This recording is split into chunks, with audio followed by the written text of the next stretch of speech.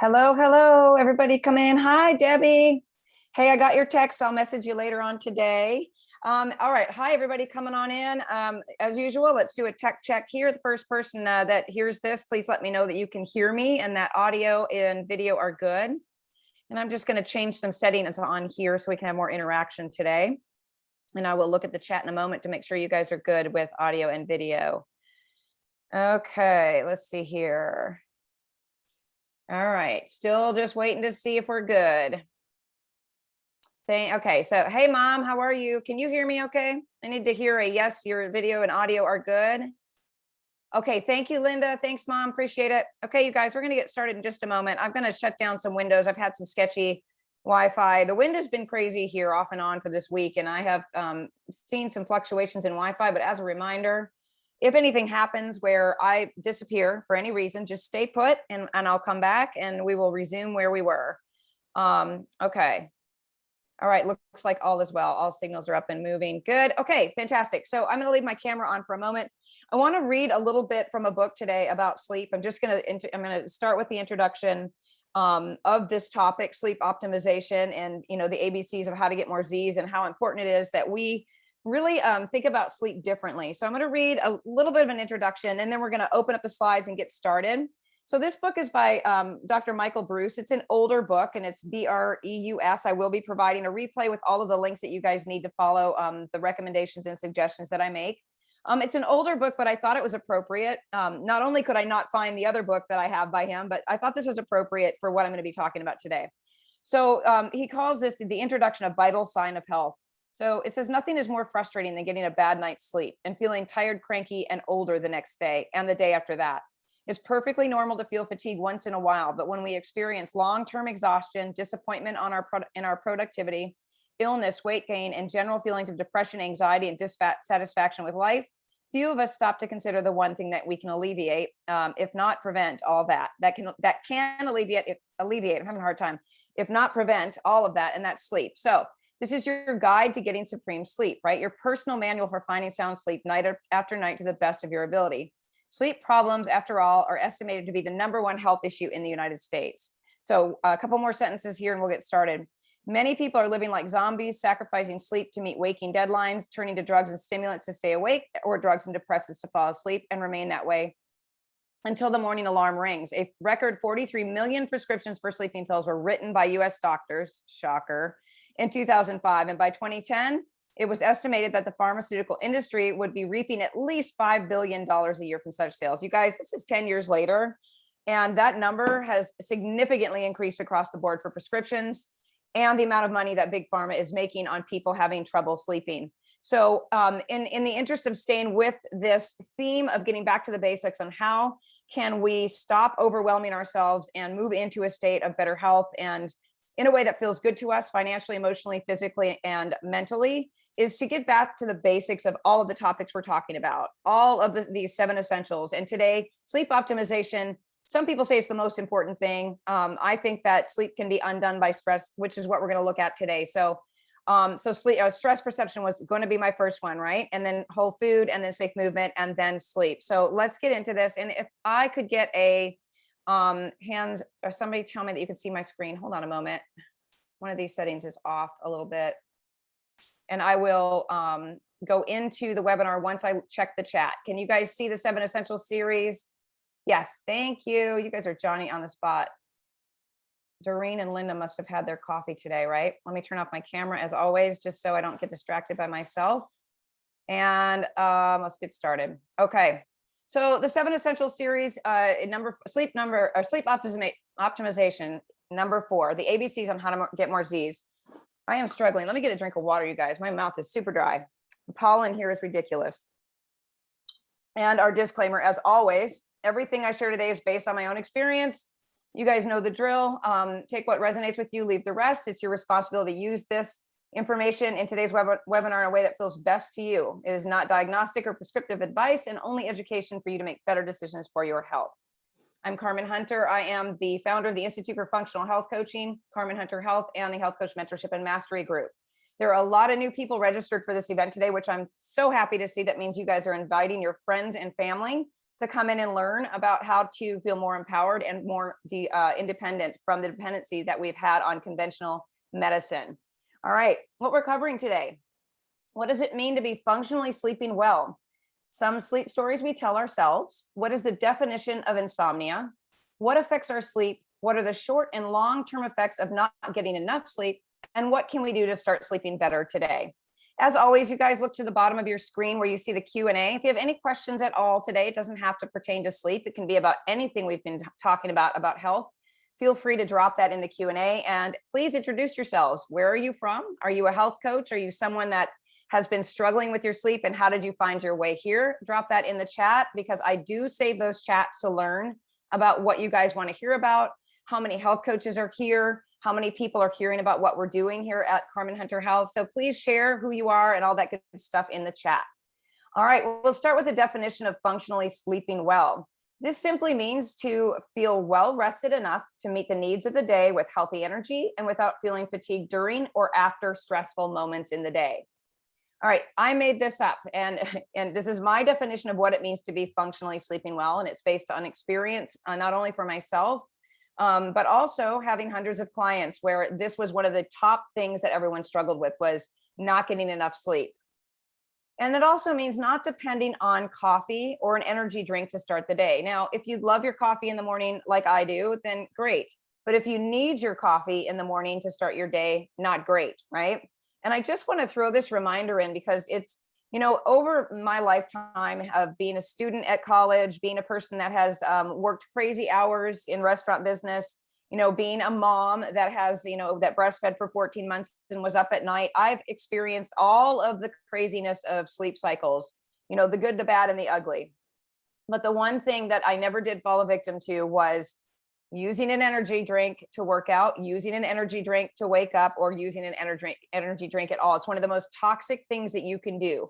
And one of the reasons, this is a reminder from our last webinar, that if you needed a energy drink to work out, you probably shouldn't be working out, at least not doing what you were planning on doing. And it is, one of the reasons I want to share this is because energy drinks are neurotoxic. They severely affect the brain. They significantly affect everything there is about sleep, cortisol, melatonin, all of those things. So please, if you are a person that drinks energy drinks, time to get some support on weaning off of those things. And also, if you have children that are drinking energy drinks and you have any, any signs or symptoms of ADHD, depression, anxiety, panic disorder, mental health issues, start with this removal of this product. It is very dangerous. Okay. I'd rather my teenager who does drink coffee here and there, rather your teenager be drinking coffee than grabbing one of these. Okay. And same for you. Okay. Sleep stories that we tell ourselves. So I have heard it all. People seem to want to defend themselves when it comes to staying up late at night and not going to bed at an appropriate time. I don't know why. It only benefits us to be honest about our sleep. But, like I've said, the people that I've worked with, I've heard all the excuses, and this is the top one right here. I am a night owl. And one of the things that I always have to remind them is, no, you are a person, you are not an owl. Okay. So everybody, as you're going to see further on in this webinar, is made differently. We're all made differently. We sleep differently. We require different things for sleep. But we are all human beings. We were all created the same way. We all have a circadian pattern and rhythm that we follow, and none of them starts where we wake up in the middle of the night naturally. Okay. So calling yourself a night owl is a very poor excuse for staying up late at night just because you want to watch that last episode on Netflix or something else. Okay. Working out at night doesn't affect my sleep. So I've heard this repeatedly over and over again. And I have had firsthand experience with seeing this actually affect someone's sleep. And then when they weren't working out at night, it changed how they sleep. So I know that this affects sleep. We're going to talk about that as we move forward. I can go days without sleep and then I can catch up. Well, maybe you can go days and days, running on adrenaline and, have lots of energy and all of those things. But what your body physiologically is trying to do while your brain is keeping you awake, it is trying to repair itself without rest. It is trying to keep up and think without sleep. So eventually, even though you can sleep, your body is starting the breakdown process. It is a cumulative thing, just like when we eat poorly for many years, we come into disease. It's a cumulative thing. Same with sleep. If you're losing sleep and losing sleep, your body is starting to break down. It's just the truth, right? So melatonin will fix my sleep. I've heard that one many, many times. I have looked in many pantries and cabinets and medicine cabinets and seen melatonin and seen the dependence on this, and it will not fix anyone's sleep. And we're going to talk more about melatonin as a hormone as we move through these slides. I only need a couple hours of sleep. Well, as you're going to see, a couple hours is probably going to make you feel a little bit rested, but it's not going to be the repair process that you need. Okay. So remember, working out at night, and being active at night raises cortisol, which competes with melatonin. And I'm going to show you guys a graph, a graphic I found today. I thought would be really helpful. Okay, so insomnia is really the definition of this is simply trouble falling asleep or staying asleep. You can have acute insomnia or you can have chronic insomnia. So there's two types, and we're going to talk about both of them. And these are long-term and short-term, right? So acute short-term insomnia can come from things like this, simple things. Next day worries, maybe you've got a presentation due, you've got something coming up the next day, a test, maybe your kids have exams, something like that. Maybe you had a stressful day and you're ruminating about all of the things that happened and you can't stop thinking about them. It's this loop, it keeps going on in your mind. Excitement about upcoming events or plans, vacations, maybe you're about to have a baby, maybe you're about to be a grandma, whatever it may be. Excitement can keep us awake at night. Late intake of caffeine or food, and schedule changes. So, anything with schedule changes, maybe you had a baby and your schedule is completely off kilter and you're waking up every couple of hours. In some instances, maybe you're not sleeping at all. Maybe you've taken on a new job and your hours maybe you get home at 9 o'clock at night instead of 5 o'clock, and that's got your schedule disrupted. And we're going to talk about that too in just a moment. I want to get through these couple slides, just kind of touching on what insomnia really is before we go in any deeper. Okay. So chronic long-term insomnia would be things like long-term sleep deprivation. So when the acute isn't acute anymore and it's night after night after night of staying awake. So long-term sleep deprivation. Chronic stress that is ongoing, that is relentless, that does not have a break and allow you to recover. Hormone imbalances. And in that, we're talking about the hormone of melatonin. We're talking about high cortisol. We're talking about estrogen and progesterone imbalances. Many times with women with menopause, it's one of the number one things that causes sleep disturbance is when our estrogen is dominant and our progesterone is not imbalanced. The progesterone is what helps us to rest and sleep and feel relaxed. And if that's imbalanced, then we're running on an imbalance with estrogen and progesterone, which can keep us awake. Not to mention hot flashes. Those will wake you up every half hour to an hour. I know how that works. I've got personal experience with sleep disruption from that. Adrenal stress. And we're going to look at the adrenal glands again in a few minutes, just as a reminder of how important those little glands are that sit on top of our kidneys. Chronic pain. So at night, there's a lot of times where people can get through an entire day, even if they have chronic pain, and they really don't, it doesn't really disrupt their life. Maybe they are able to work normally. Maybe nothing is, they're not really paying attention to it and they're completely distracted.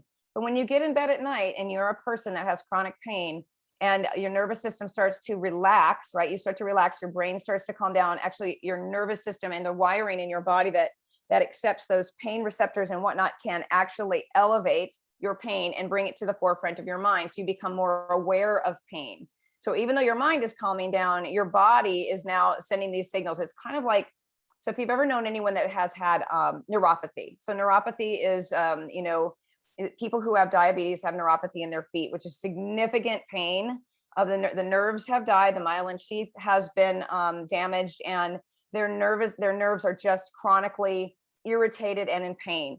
And at night, when people have neuropathy or polyneuropathy, which is hands and feet, usually they're not sleeping at all. And that, leads to a lot of things like medications and pills to try and numb the pain. And that's not just with neuropathy. We're talking about anything, back pain, anything, chronic pain. Okay. Disease or sickness. Diseases or sicknesses that can cause long-term insomnia can be anything, can be cancer, autoimmunity. It can be imbalances again when it comes to hormones that have led to, maybe polycystic ovarian syndrome, things like that.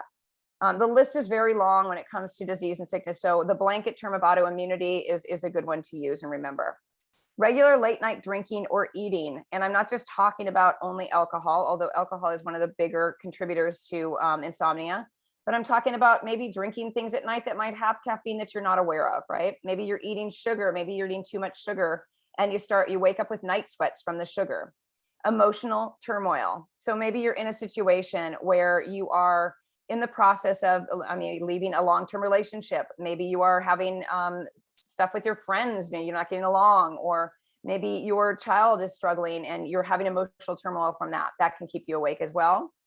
So let's talk about what actually affects sleep, like the actual sleep disruptors. So we've talked about some of these things, but we're going to go into them a little bit more in detail here. So rumination. So rumination is, of course, the thoughts that can't stop, right? The thoughts that just nonstop in a loop. And it's like having a song in your head that you can't get rid of. Our thoughts are the same way. Taking exogenous melatonin. So taking melatonin, a pill or a supplement. Exogenous means something that comes in from outside of the body. Not having enough glucose to sleep through the night. So it's kind of the opposite of what I was just talking about, like having too much sugar before bed. Many times, if you don't have enough, you'll be woken up between the hours of 2 and 4, which is a common time to wake up. And your body will be pushing up cortisol, waking you up looking for that. Travel. Boy, I tell you what, travel can really, the jet lag can really put a hurting on your sleep.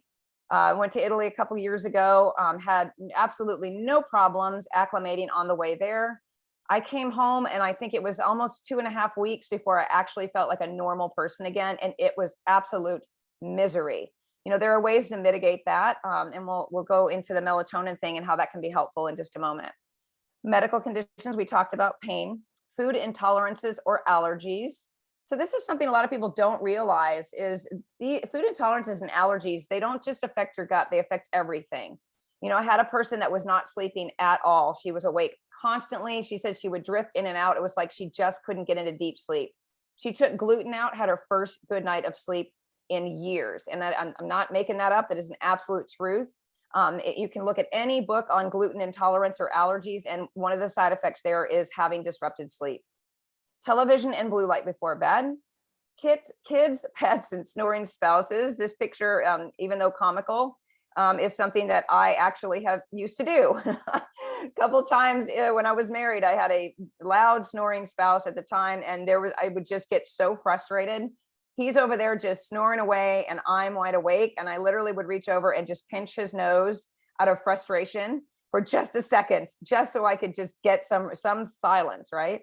Sometimes when you just have people roll over, that can be helpful, but not always. And it can result in people sleeping in different bedrooms, which is never good for a marriage, right?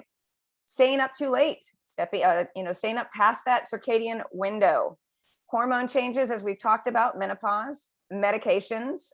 So I had a client at one point that was taking green tea. She had a gut infection called H. pylori.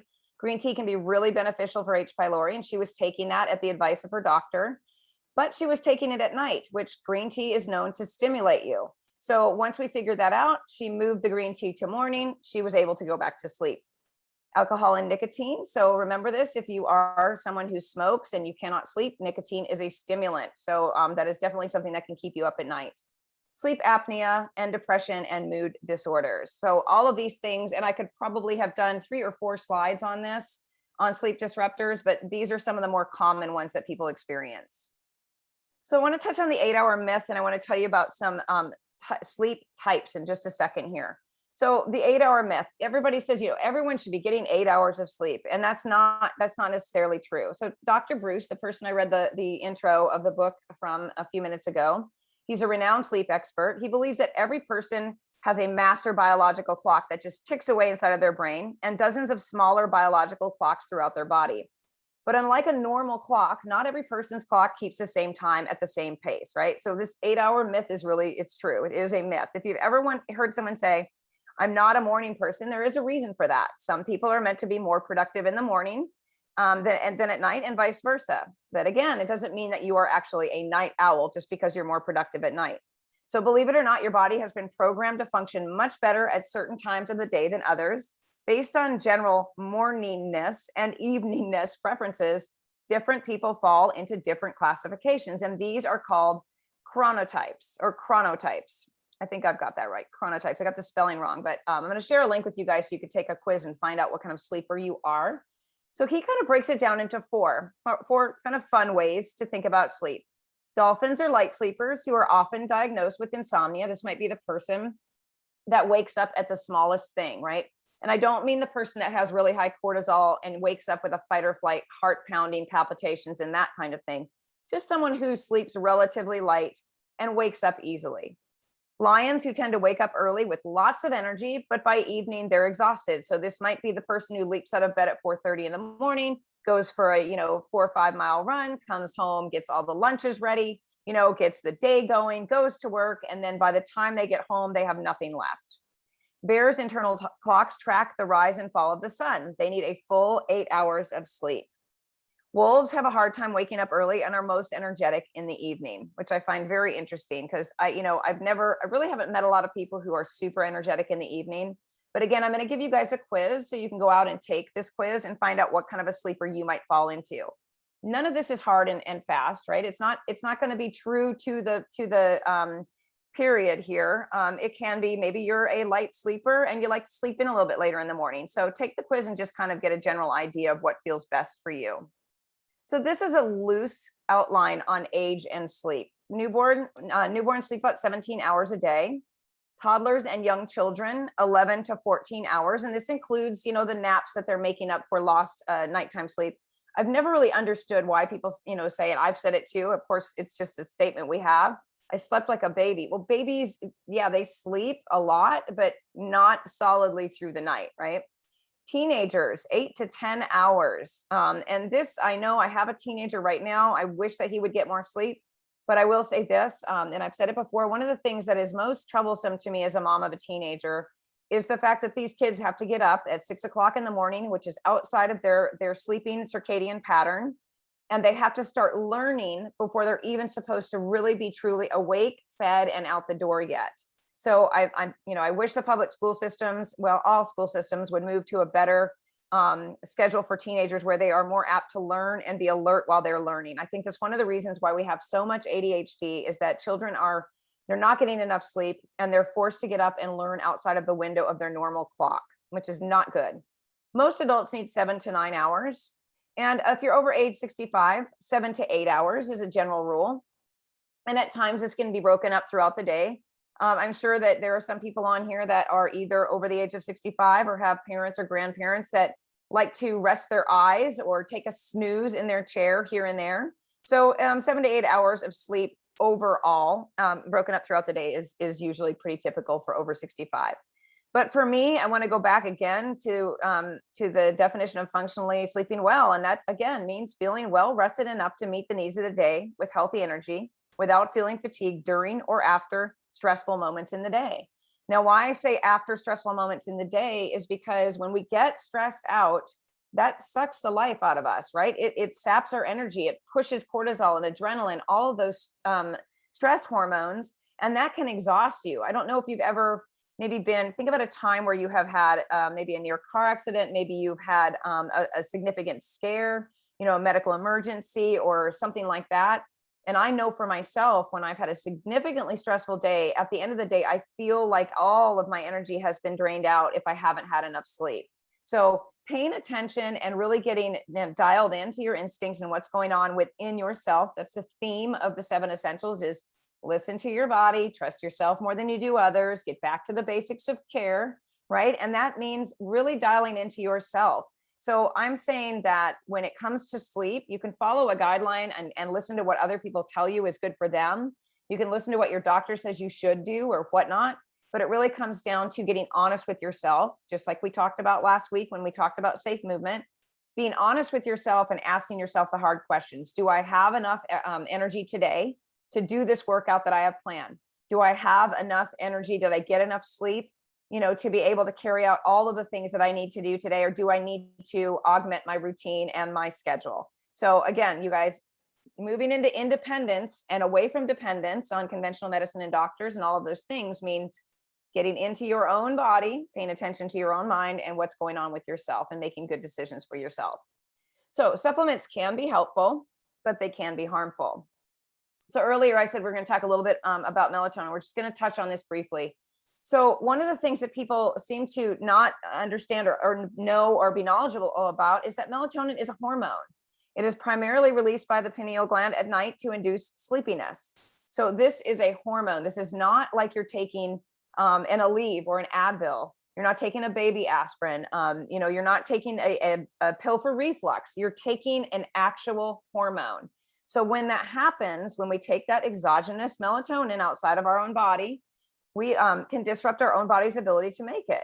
So it gives the signal to your own body that, oh, look, we've got what we need. We don't need to produce it anymore, or we can reduce production of this important hormone. And then you become dependent on melatonin. So it's not just sleeping pills, or, it's not just that you can get dependent on. It is actually a hormone that you can get over the counter that you can become dependent on. Health coaches, you guys share in the chat. You guys know all about this if you have any helpful tips or information about this. But the helpful times to use melatonin would be jet lag or short term, just to get back on track. And as always, you can remember, I'm not prescribing or diagnosing or telling you what to do here. You guys got to rely on yourselves and the relationship you have with any practitioners. But I will say that when I got back from Italy and I took melatonin, I forgot about it at first. So it was a couple days, but once I started taking it, it started to help me significantly. And then I stopped it immediately when I was able to get, significant hours of sleep in a row, without taking increased doses. So I think I was up to like 3 milligrams or something like that. This is 5 milligrams, which is very high in my mind. But we always want to start with the lowest dose of anything that we're taking, anything possible, to make sure, that we get what we need, we get our needs met with that low dose, right? Because we don't want to increase anything unless we have to. Okay, sleeping pills or aids. So helpful in emergencies where sleep is totally lost and only under the supervision of a sleep expert or a doctor or practitioner you're working with. Harmful when they're the band-aids for a bigger problem, because there are long-term consequences, such as dependency, liver burden, mood disorders, and so much more. So, what I found to be true, that whatever choice someone makes, whether it is a pill that is over the counter, like a supplement like melatonin, or passion flower, which is also helpful for anxiety, or it is a prescribed medication, or even an over-the-counter sleeping pill, what I found is that people tend to use those, for emergencies right off the bat. They're like, oh my gosh, I didn't sleep last night. I need to take this pill. But then it's like, well, I slept so good last night. I'm just going to take it again because I really need to continue getting sleep. And the next thing you know, it's become a band-aid for a bigger problem. And the problem was never uncovered in the first place. So we have to figure that out. Why are we not sleeping well? What is disrupting our sleep? What is happening? And when we go after that, it's just like anything else. Then we don't need the band-aids of pills and, over-the-counter pills and prescriptions and things like that. So what are the effects of inadequate sleep, to name just a few? And this list is extremely long, but this is the short version here. Obesity, right?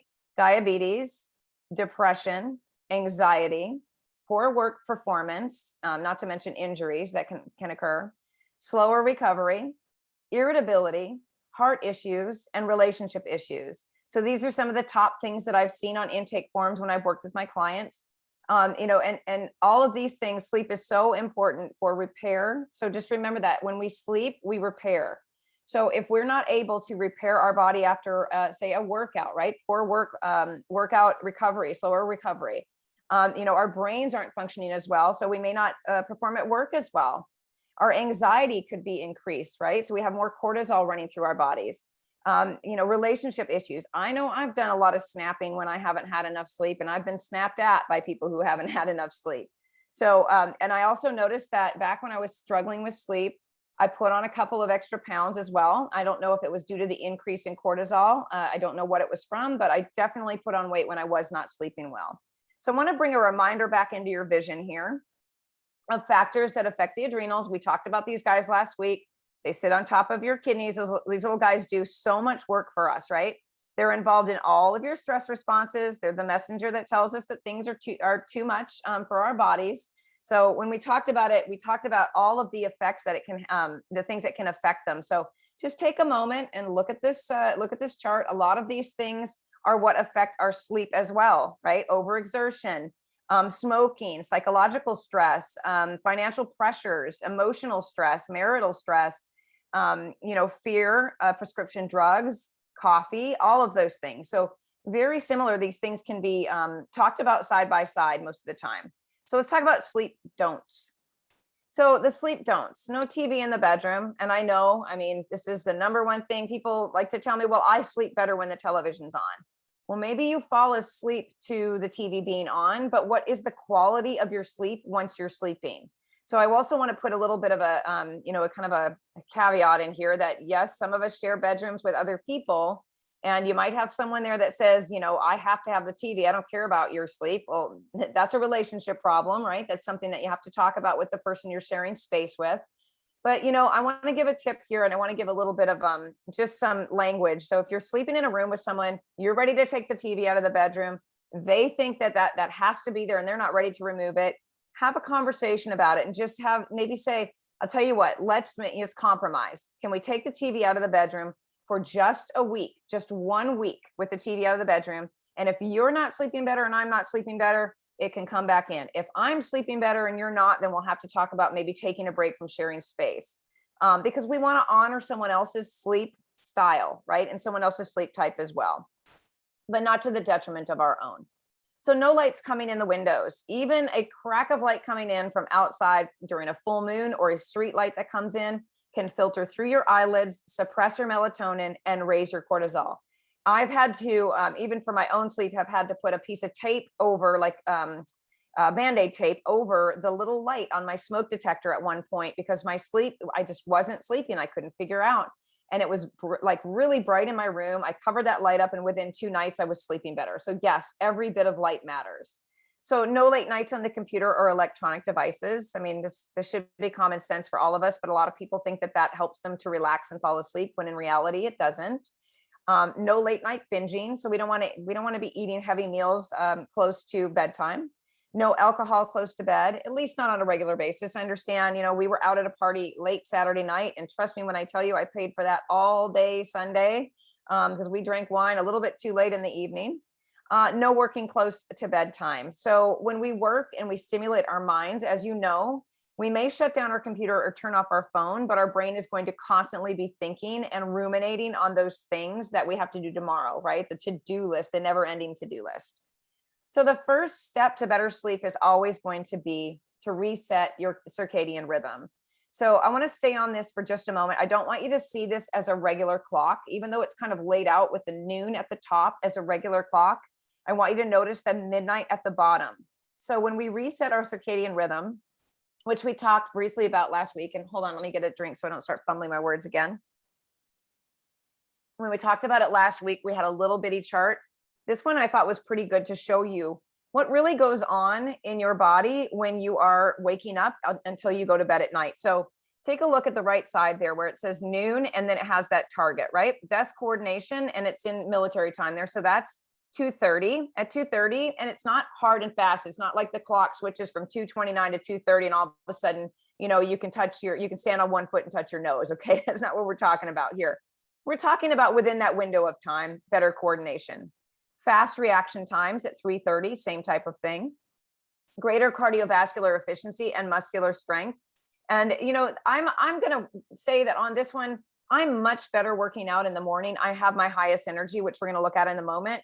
But middle of the day is also still safe enough to where you're not pushing down your melatonin and raising your cortisol, as you're going to see in just a second here. So at the 1830 hour, highest blood pressure, and then at the 1900 hour, highest body temperature. Okay, so right here where you see the 2100 mark, we see where melatonin secretion actually starts. This is where cortisol starts to drop, okay, and melatonin starts to rise. Bowel movements start to be suppressed as we get more into the end of the day, because digestion starts to slow down. And then I want you to look there at midnight. So the 0 hour, right? When we get past that 0 hour, as I mentioned earlier, when I said between the hours of 2 and 4, a lot of people will wake up with that surge of cortisol looking for, glucose, right? So remember, if you're one of those people, maybe having a half a piece of, having some apple and a little bit of almond butter or something like that, a little carbohydrate, a little protein can help to suppress that waking thing that happens when your body is being, looking for sugar. Okay. So deepest sleep, 2 o'clock, and then lowest body temperature, 4:30. So we're looking at, if your deepest sleep is supposed to be at 2 o'clock, I want you to think about this. And again, this is a loose window here. It could be 3 o'clock for some of us, but I want you to think about this. If you're staying up until midnight, you've already kept your melatonin suppressed and your cortisol elevated way too close to that window where your deepest sleep should be occurring. So moving through this circadian rhythm pattern here, we're going towards morning where we have our sharpest blood pressure rise at 6 something in the morning. So if you're a person that, maybe you've got a doctor's appointment close to that time and your blood pressure is up when you get to the doctor, maybe keep that in mind before you panic or get too worried about it.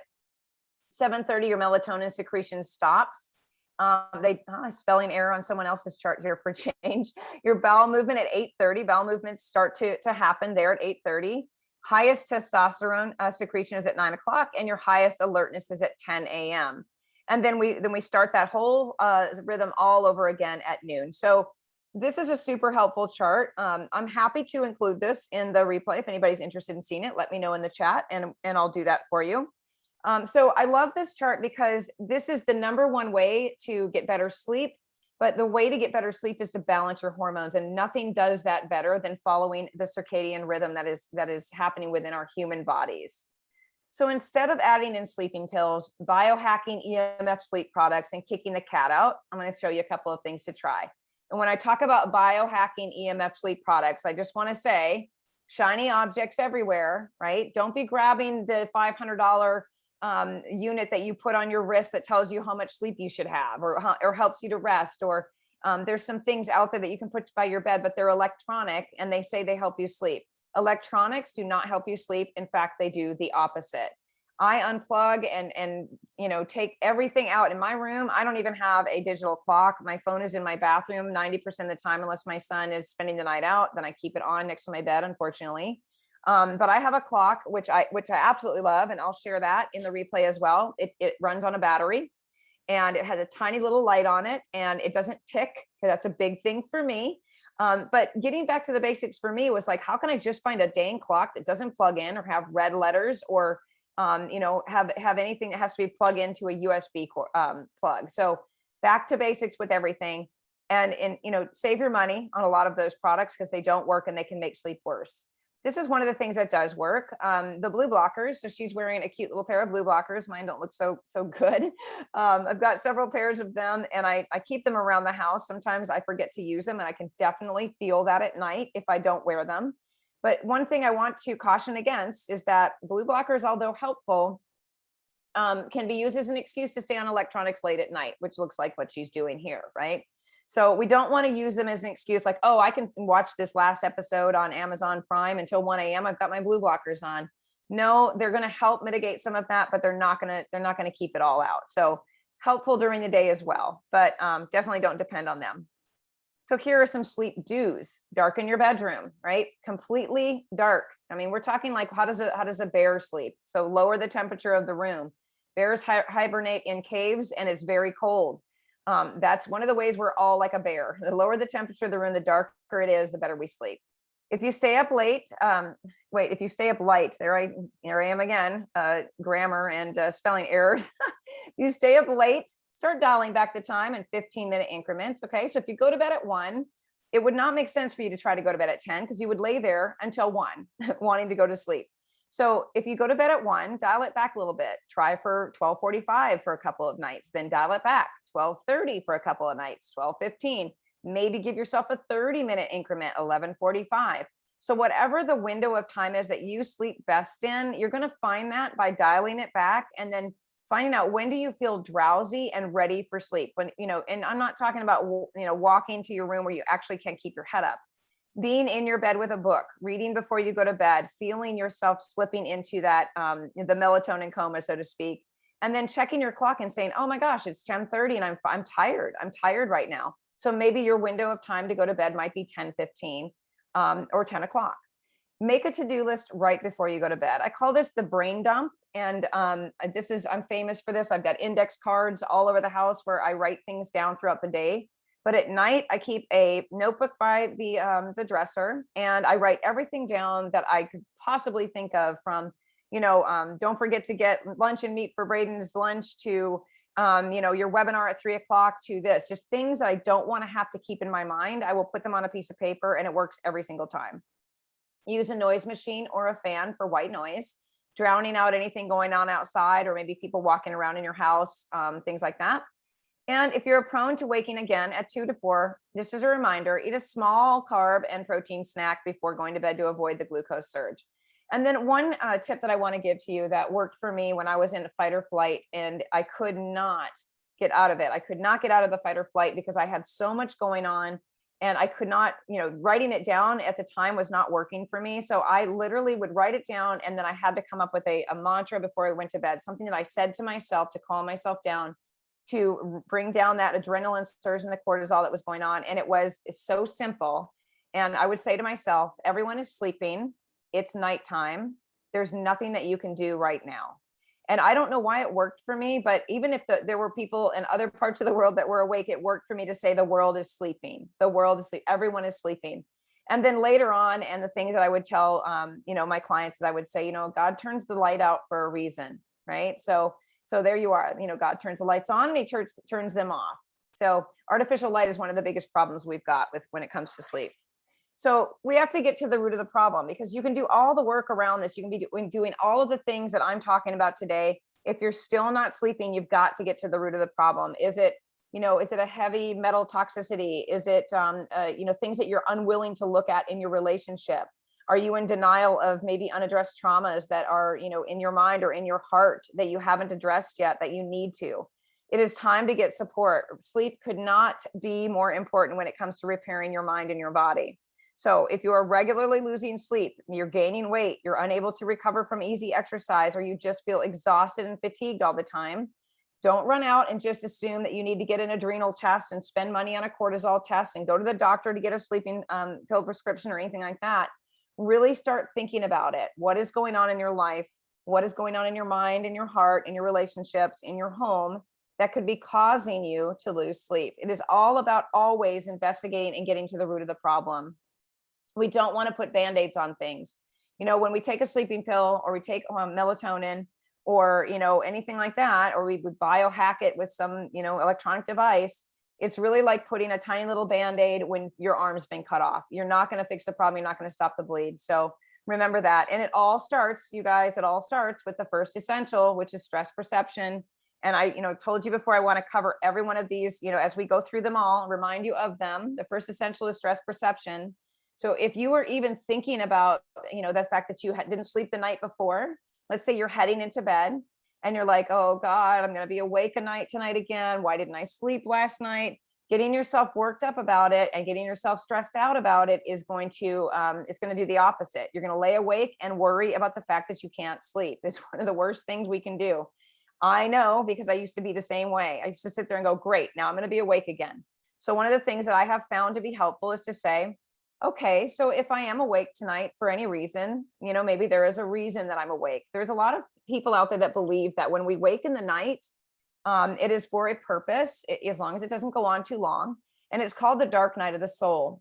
There are times that people wake up at night and do their deepest thinking and their best processing, but only if it's done in a calm way that doesn't bring on anxiety is it going to be helpful. So if you are waking up and you're not stressed out and you're not having heart palpitations, pounding heart and things like that, and your mind isn't ruminating, like going over and over, increasing anxiety, but you just wake up and you're thinking like, that's something I would like to spend more time thinking about in a calm way. You could just be going through what is coined as the dark night of the soul, things that need your attention that during the day you can't pay attention to for other reasons, right? So again, try not to stress yourself out about the fact that you didn't sleep. Everything happens as it should and for a reason. Uncover the reason and move on. The first, I don't know what's going on with me today with my slides. Second essential, and I will fix all of these before I send the replay PDFs out for those of you who want them. Second essential is eating whole food. So reminder, if you're eating sugar before bed, I mean, we don't need to pound this like a dead horse here, but if you're eating sugar before bed and you're eating junk food before bed, you really can't expect to sleep well. That's eventually going to catch up with you.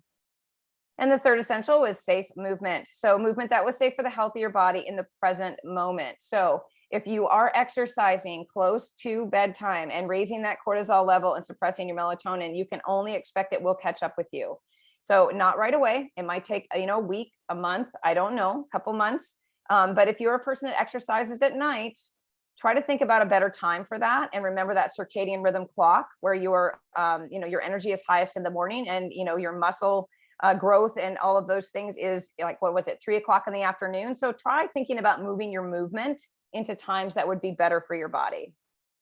All right, so the 7 Essential series, I finally changed this slide. I should probably have someone look at my slides before I do these webinars, but it's all about the quality of the presentation, right? So 7 Essential series, we've talked about stress perception, whole food, safe movement, and sleep optimization. So next week, we're talking about spirituality and addressing trauma together. I'm going to do those webinars together because they fit so well together and they depend on each other for healing and growth. And then the last one is fun. So we've got a couple hundred people already registered for spirituality and trauma. It is going to be one of my more in-depth webinars, probably going to last a little bit longer than normal because there is so much to cover. But I want to give everybody kind of a little bit of a homework action step to take before meeting next week. If you plan to join, and I hope that you do, and invite your friends and family to come. And I want you to think about what it means to you to think about trauma. What does trauma mean to you? Have you been told that trauma is just something that happens to you, like a car accident or child abuse or something like that? What is the definition of trauma to you?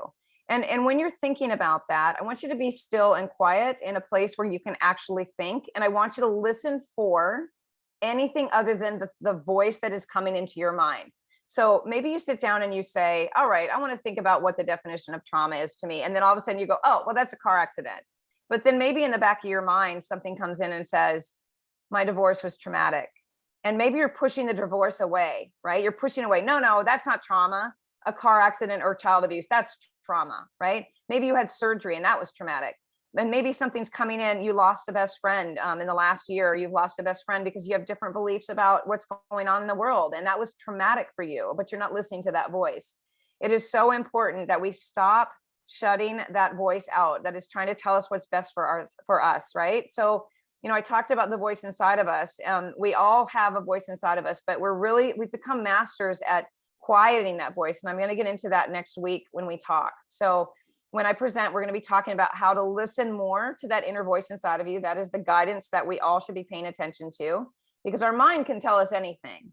But when our heart is speaking to us, that comes from a higher place, right? That comes from our God place, from whatever you believe in. And that is our intuition. That's our instinct. That is everything that we should be trusting instead of suppressing. And it is a huge part of moving from dependence to independence is listening to ourselves. I know this is like, you guys are probably like, there she goes, talking about that is the theme of the 7 Essential series, is getting back to the basics of listening and trusting the person that knows best for you. And that is you. All right. So as a reminder, I always have reminders, and then I'm going to drop in the chat when I get out of this screen here. As a reminder, you guys, these are all the tools that are available to you. Whether you are, someone that's just starting your journey, or maybe you've been down this road for a long time. We've got the standard American person that's just trying to get a grip on how to live healthy. We've got the overwhelmed symptom chaser, which was my definition for many years. Someone who was just trying to figure out what in the world was wrong and wasn't getting anywhere. Health coaches are amazing at helping you guys investigate and figure out what's going on. That can be your best support and help you to feel empowered. And then we have these tools so you can order your own labs, analyze your own labs, and then the anti-inflammatory program of Shape Your Claim. We have coaches that are skilled and certified in these programs and in this process. So I want to encourage you to, if you're someone that's just been sitting there and thinking, maybe I'll just do this little baby step right here, fantastic. At least you're taking a baby step. But if you're somebody that's sitting here with a lot of health problems and complex issues and symptoms, and you've been up and down the road trying to figure it out, it is time to get some help. You've got to value yourself. You've got to know that you are worth whatever it is, whether it's spending the money or the time or whatever it is to get to the bottom of what's going on. Hold on. We've got somebody here at the door and a dog barking. Hold on a moment. Sorry, you guys. Teenagers coming over. Okay, so this is where you can find me, and I'm going to take my camera off and look at the chat for a moment. And as always, the Q&A wide open if you've got questions. find me on Mighty Networks. We've had a few people coming over and joining us on Carmen Hunter Health. It is for anyone that wants to learn how to get back to the basics and, you know, take steps on their own, or coaches that are wanting to come in and interact with people and find out what their needs are. Seeking and speaking your inner truth is where we're talking about what's going on in the world today. This is all about the freedom. We're talking about vaccines and masks and the agenda that's happening today. It's we're getting bold over there. So we are not censored. So if you want to be a part of a community of people that are talking about the truth, come on over there. My partner Diane and I are in there all day, every day. And that is on Mighty Networks. So look at the top of this slide here. That is the symbol you're looking for, mightynetworks.com. When you get into the membership platform, it is free. Look for these two logos, Carmen Hunter Health, speaking and speaking your inner truth. And then, of course, as always, you can find me at carmenhunterhealth.com. If you're interested in learning about being a health coach, come on over there. Or if you're interested in learning more about what events we have coming up for you as the general public wanting to, you know, just take your health into your own hands and move into that independence from dependence, you can check us out over there. And always, always saying thank you for being here. Thanks for being a part of these webinars. Please invite your family and friends to come on in and learn from us and be a part of what we're doing. So I'm going to exit so I can drop links into the chat here. And hold on a moment. Got to get my cursor back over and turn my video back on. Okay. All right. So does anybody have any questions about sleep? Is anybody dealing with sleep problems? Whoa, you guys are talking in the chat. You know, what I do with these chats, you guys, they serve a purpose for me. Because when you're chatting over here, I get to see what you're talking about. I mean, so many times after a webinar has happened, I'll pull my chat up and I'll see someone say, you know, I'm really struggling with this right here. And that helps me to determine what's an important topic for you guys. What do you want to hear about? What do you want to learn about? So yeah, definitely take advantage of those. Oh, I see you guys talking. I'm more energetic at night. It is a key issue for most of the clients for sure. Thank you for sharing that information in there, Linda, about melatonin as a crucial hormone and an important antioxidant, 100%. And Michelle, also, you guys are awesome. Thank you so much for sharing that great information.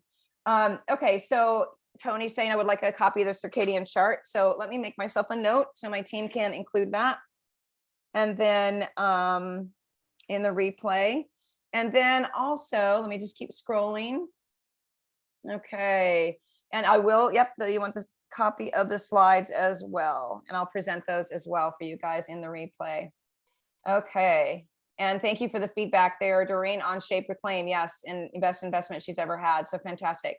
All right, you guys. So next week, again, spirituality and trauma. We're going to go deep. We're going to get a little woo-woo, but we're going to stick with a lot of facts also about what trauma really is. I've got to reach out to someone that is a trauma expert, and I'm going to see if she wants to hop in and join us for the last part of the webinar. If possible, I'm going to bring her in. Otherwise, I look forward to seeing you guys next week. Please share these events with your friends and family. It's open to anyone. It's free. As you can see, we're not trying to push you into anything. We're just trying to help you to, you know, really take control, get back in control and feel more empowered for yourself. Okay, you guys, that's what we want. We want to move away from conventional medicine. And I'll share this too with you guys. I'm going to share this as just a real quick tip. You know, right now here in Tennessee, where I live in the Chattanooga area, we have a gas shortage. I don't know if you guys are going through this as well. But it's been stressful. I had a little bit of stress around here yesterday when someone's gas light came on and had to run and bring gas, and then we couldn't find gas stations. So talk about, you know, handling stress. But I want to say this too, is, you know, we want to make sure, and this is just kind of a prepared thing, that you guys are watching the news for that purpose only, right? Watching to see what's going on so that you are prepared for what's coming. And then as a reminder, I got a message from someone that said it would be good to announce this. We did a preparation video last fall. And the number you can text to if you're in the United States is 44222.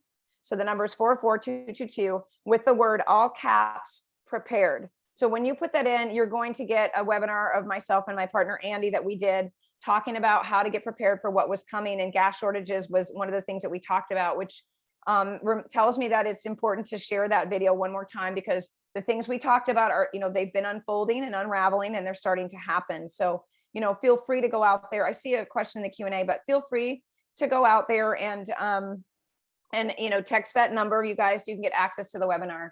And Jennifer is saying, thank you for making this point, Jennifer. I read that melatonin levels drop after middle age, and I was only sleeping 6 hours a night and wanted to get at least another hours of sleep. Once I started with 1 milligram of melatonin, I was able to get 7 hours. Do I think that's a problem? Thank you for that. You know what you did? You reminded me of the disclaimer I wanted to plug in there about age. And yes, melatonin does decrease. Now, I will say this much about the middle age part. I guess middle age, when we talk about middle age, we can't say middle age is 55 or middle age is 65 or middle age is 40 or whatever. We can't say that because everyone's body is different biologically. We're in different states of health. So, at 50 years old, I may be in better health than a 40-year-old, or someone in their 60s that doesn't have thyroid stuff may be in better health than I am at 50, right? So what I think as a general rule of thumb, past a certain age, I would say 55 or 60 for me would be the number. If you're starting to struggle with sleep, start with that low dose. If you can find it in 0.5 milligrams, I would start with a 0.5 milligram of melatonin. And then I would increase by the week. And again, this is not prescriptive. This is my disclaimer. This is what I would do if I was struggling with sleep right now at 50 years old. I would start with half of that, and I would just titrate up until I got a good solid night of sleep, stay on that dose for a little bit longer, and then I would titrate myself back down to the lowest dose that keeps me at the length of sleep I want. So what that means, again, if it were me, I would start with 0.5 milligrams. I would use that for about a week. And if it wasn't helping me sleep, I might go up to 1 milligram. And if that wasn't helping me sleep for a week, I'd go up to 1.5. If I was sleeping great there, I'd stay there for a little while until I got that good solid amount of sleep, take it down a half a milligram and see if I could find a staying dose. And that might have to go up a little bit, as you get older as well. So yeah, so that's just my general guideline with melatonin. And again, with jet lag, I did take it when I went to Italy, and I think that might be why it was so great, but I came home, forgot it for a night or two, and really threw myself into on the struggle bus. I felt like I was walking sideways for a couple of days. It took me off my feet for sure. So, okay. I see you guys chatting in the chat over here, sharing information. Yes. Highlandus Calm Sport is good as well. Isn't that more like homeopathic sublinguals, Jane? You can put under your tongue. Yeah. And let me say this too. And I see Linda has a question. Let me say this about melatonin as well. I'm not a fan of anything that comes in a supplement form that has to go through several processes of detox to the liver, right? So if it's in a capsule, it's going to be harder to break down. And it's also potentially going to have fillers that aren't good for you. They put fillers in these things just to fill the capsule. It is what it sounds like. It's a filler. So I'm a fan of sublingual, meaning under the tongue drops, or things that can dissolve under the tongue. It's more biologically available. So it goes right into your body, and it is useful right away. Okay. So try to avoid the pill forms of these types of things if at all possible. And the circadian, hold on a moment. Let me look. I don't know why I try to read without these, for gosh sake. That might've been the problem earlier. Carmen, is that a public circadian chart online or free somewhere is a good one? No, I actually pay for all of the pictures that come into my webinars, but what I will do is I'll screenshot it for you guys, since I own the rights to it because I paid for the higher level of that, and I'll plug it in to the replay so you guys can have a look at it there. Okay. All right. Yeah. So fantastic. Yeah. Hi, Grazia says going east is always to get adapted to the new hour for sure. Going west is usually more difficult and takes more time. That's right. That's exactly what it was for me. And thank you, Jennifer, for that recommendation. Quicksilver liposomal melatonin is 1 milligram. I love the Quicksilver products as well. I think they're high quality. They're a little bit more on the pricey side. And let me say this too, I would definitely don't go for the cheapest item, you guys. You want the quality. It's always going to be about quality. So I always suggest a middle of the road product and a higher end product, and then let people make that decision for themselves. And as Tiffany is saying that she would try CBD before melatonin, for sure. I love CBD for sleep. I take CBD capsules. I love the 2 Rise Naturals product, and I can include that link as well. But for people who are definitely melatonin deficient as they age, CBD is, in conjunction and partnership with that, Tiffany, is a great suggestion as well. Okay. All right, you guys. Fantastic. We're doing pretty good at staying at the hour. I can typically get pretty long-winded. So I'm working on that, and keeping you guys interested and engaged. So thanks so much for being here on our Wednesday webinars. Looking forward to seeing you guys next Wednesday. It's going to be a good one. I hope to bring in my trauma expert into that webinar. So it will go longer, but it's going to be worth it either way. All right. So join me and bring your friends and family. Thanks so much for being here. Talk to you guys.